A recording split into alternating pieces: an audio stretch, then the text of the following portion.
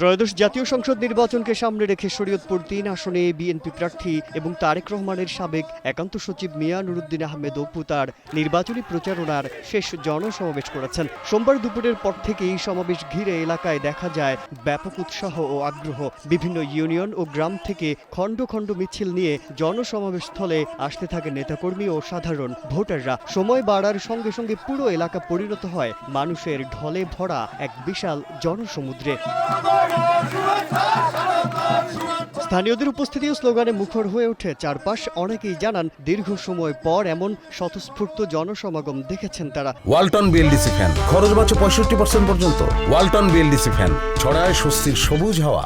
সমাবেশে অংশ নেওয়া মানুষের কণ্ঠে শোনা যায় পরিবর্তনের প্রত্যাশা এবং ভোটাধিকার ফিরে পাওয়ার আকাঙ্ক্ষা।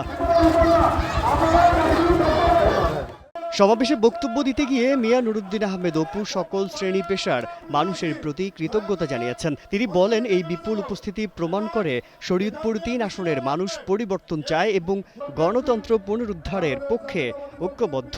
শেষ জনসমাবেশ ঘিরে যে জনস্রোত সমর্থন দেখা গেছে তা নির্বাচনের মাঠে এই আসনে বিএনপি প্রার্থীর প্রতি মানুষের আগ্রহ ও প্রত্যাশারই প্রতিফলন বলে মনে করছেন স্থানীয়রা।